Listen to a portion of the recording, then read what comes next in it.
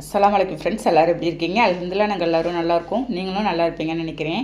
நான் இன்றைக்கி வீடியோவில் செய்ய ரெசிபி என்னென்னா, பச்சைப்பயிர் வச்சு நான் வந்து இன்றைக்கி ஒரு புரட்டாசி மாதம் ஸ்பெஷலாக இன்றைக்கி வந்து பாயாசம் தாங்க செய்ய போகிறேன்.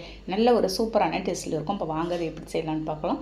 வீடியோக்குள்ளே பார்த்தோம்னா அப்படியே நம்ம சேனல் மும்தாஜ் கிச்சனை சப்ஸ்கிரைப் பண்ணிவிட்டு அப்படியே பக்கத்தில் இருக்க பெல் ஐக்கானை கிளிக் பண்ணிவிடுங்க. அப்போ தான் நான் போடுற வீடியோ உங்களுக்கு உடனே வந்து சேருங்க.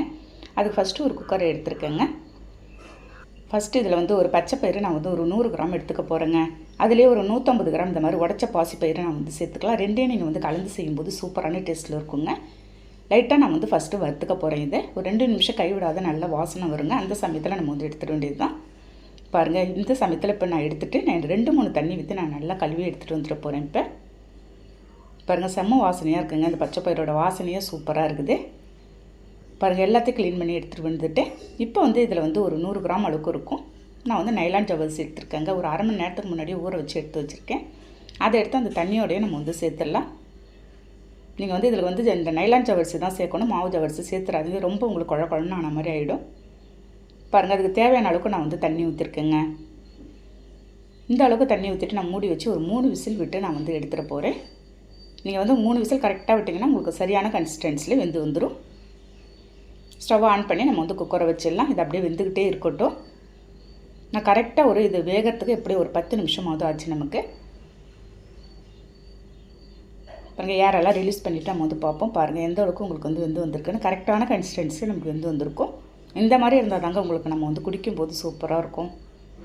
ரொம்ப குழன்னு ஆகிட்டால் நம்ம ஜவ்வரிசிலாம் போட்டிருக்கனால அந்த பிசுபிசுப்பு தன்மையோட டேஸ்ட்டு உங்களுக்கு மாறிடும் அப்படியே.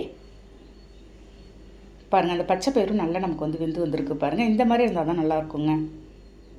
இப்போ இந்த சமயத்தில் நான் என்ன செய்ய போகிறேன்னாக்கா, ஏலக்காய் ஒரு 4 ஏலக்காய் நுணுக்கி வச்சுருந்தேன். அதை எடுத்து சேர்த்துடலாம். சேர்த்துட்டு ஒரு 3/4 கப்பு இருக்குங்க. நான் வந்து நாட்டு சர்க்கரை சேர்த்துட்ருக்கேன். உங்கள்கிட்ட வெல்லம் இருந்தாலும் நீங்கள் வந்து கரைச்சிட்டு அதை வந்து சேர்த்துக்கோங்க, அந்த வெள்ளை கரைசலை. பாருங்கள், அப்படியே மிக்ஸ் பண்ணும்போது அப்படியே சாப்பிடணும் போல இருக்குது. பாருங்கள், செம்ம சூப்பரான டேஸ்ட்டில் இருந்துச்சுங்க. எல்லாத்தையும் நல்லா மிக்ஸ் பண்ணி விட்டுட்டு இந்த சமயத்தில் நான் என்ன செய்ய போகிறேன்னா, இந்த ஸ்வீட் எடுத்து காட்டுறதுக்கோசரம் நான் வந்து ஒரு 1/4 ஸ்பூன் இருக்கும் தூள் உப்பு சேர்த்துட்ருக்கேன். தூள் உப்பு சேர்த்து அப்படியே நம்ம வந்து மிக்ஸ் பண்ணி விட்டு அப்படியே வச்சிட வேண்டியதாங்க. ஃபைனலாக நான் வந்து இன்றைக்கி தாளிப்பு தான் செய்ய போகிறேங்க.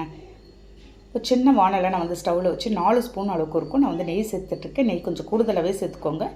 நம்ம நார்மலாக எப்பயுமே வீட்டில் யூஸ் பண்ணுற ஸ்பூனால் ஒரு 4 ஸ்பூன் சேர்த்துக்கோங்க. இது எப்படியும் ஒரு 50 கிராம் மேலேயே வருங்க இந்த நெய். அதில் நட்ஸ் எல்லாமே எடுத்து வச்சுருக்கேன். பாதாம், முந்திரி, திராட்சை, கருப்பு திராட்சை எடுத்து வச்சுருக்கேங்க. உங்கள்கிட்ட எந்த நட்ஸ் இருக்கோ நீங்கள் அதை போட்டு தாளிச்சிக்கலாம். பாருங்கள், போட்டு அந்த திராட்சை எல்லாம் பஃபியாக நல்லா உஃபி வரும். கருக விட்டுறாது. இந்த சமயத்தில் எடுத்து நம்ம வந்து அப்படியே ஊற்றிட வேண்டியது தான்.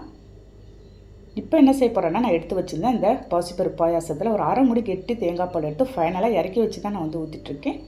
நீங்கள் தேங்காய் பால் ஊற்றிட்டு கொதிக்க விட வேண்டாங்க. இந்த மாதிரி மிக்ஸ் பண்ணிவிட்டு ஃபைனலாக தான் நான் வந்து தாளித்து வச்சுருந்தேன். நட்ஸ் எடுத்து நம்ம வந்து ஊற்றிடலாம்.